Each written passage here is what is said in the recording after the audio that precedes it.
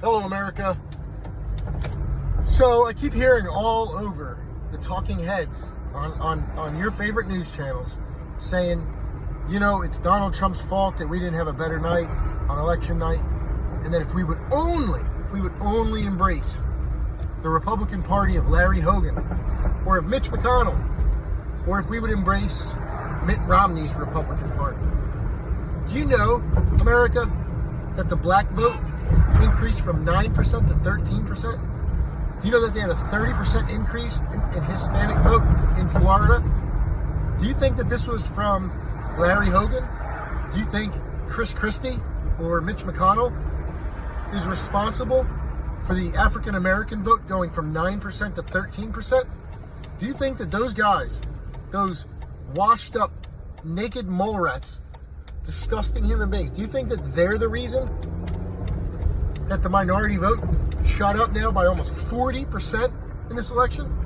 We'll give the blame to them. Yep, it's they are the reason that African Americans came to vote for the Republicans. No, America, no.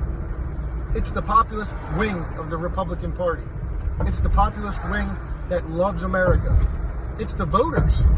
It's other voters that went out there and said, yo, we got to go out here and save this country. And honestly, a vast majority of it, especially in the black community, is due to Donald Trump. And I think that 13% is low. I think it's more like 20%, because after Joe Biden and Kamala Harris promised everything, they promised everything in the kitchen sink to black people in 2020, especially during the Black Lives Matter riots, when they were screaming racist at the top of their lungs. Black people are not stupid. They might think that you guys are, but now black people see that Black Lives Matter fooled you guys. They've spent not a dime, not a single red penny to try to help the low-income communities in the cities that they were targeting in 2020. They also see that Joe Biden and Kamala Harris lied to their teeth. They've done nothing for you. Donald Trump and Ben Carson, when he was the HUD director, built opportunity zones in low-income neighborhoods.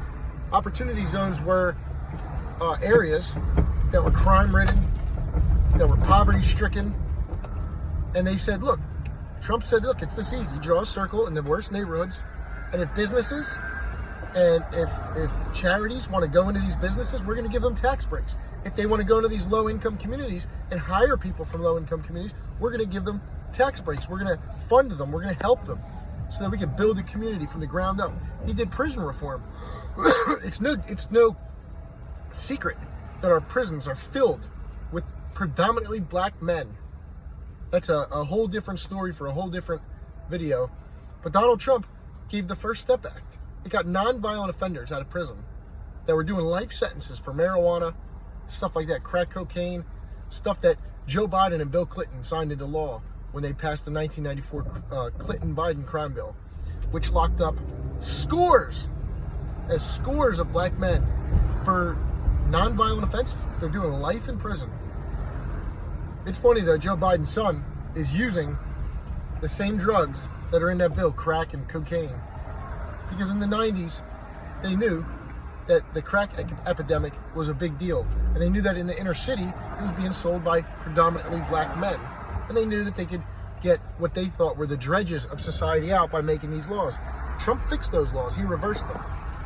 On the day that the bill went into effect, over 3,000 men throughout this country were able to have a life out here in society after having a life in prison sentence for literally nothing, for non-violent offenses where nobody was hurt.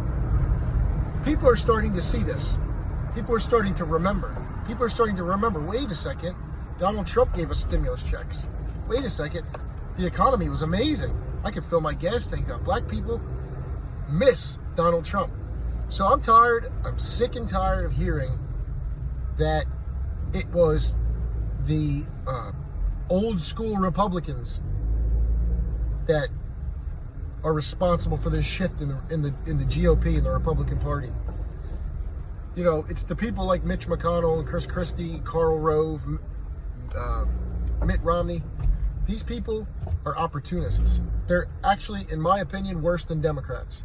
Because Democrats don't hide who they are. These people actually hide who they are. They use the conservative voters to get power, and then when they get the power, they do nothing for you. As opposed to somebody like Ted Cruz, or Mike Lee, or Josh Hawley, who actually fight for the people of their state. They fight for what they believe in. Can anybody tell me what Mitt Romney believes in?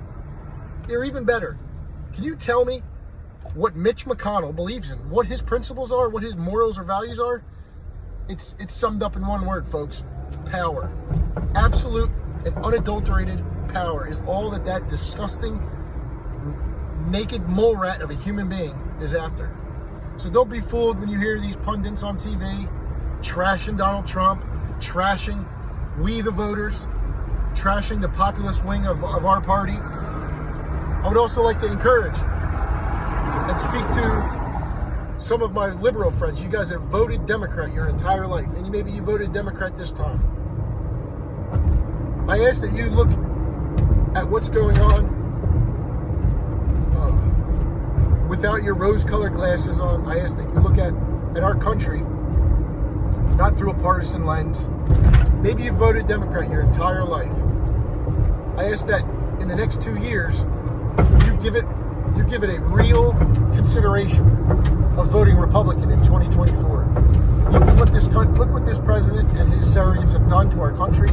He said that he was going to be the nice old grandma that comes in and brings everybody together. This man has done nothing but divide us even worse. He is a crook. He is a thief. So I ask all my liberal Democrat friends who voted this way your whole life, give yourself 2 years to ponder. Watch the economy that is already in the gutter. Watch it get even worse. Thank God that the Republicans took the House, and they're going to stop a lot of this spending and stop a lot of this garbage that they are feeding down our throats. But I beg of you, I plead of you, as somebody that loves this country, watch over the next 2 years. Give it 2 years, and I hope that you guys vote Republican in 2024. I hope that my African American friends, my Hispanic friends, my friends from every community that the Democrats have put you in boxes. They have many boxes in the Democrat Party. We have one box. We are a big tent party. We love the Americans. We love you no matter if you're black, white, whether you're gay, straight. We don't care. We don't put a label on you. And that's one of the reasons why people are moving away from the Democrat Party and people are coming over to vote Republican. You don't have to be in love with the candidate. I'm not saying you have to love the Republican candidate, but at least see. This is one thing that I've always said. Republicans, voting Republican might not be the answer to your problem. It might not be. But unequivocally, Democrats are the problem. They have created everything in this country, from slavery to the Ku Klux Klan to the Jim Crow laws to Black Lives Matter to Antifa. They are a dredge on this country. And I believe, like the Nazi Party was banned in Germany, I believe that one day we will ban the Democrat Party. So I leave you with this. Republicans are not the answer to your problem. But Democrats, without question, are the problem.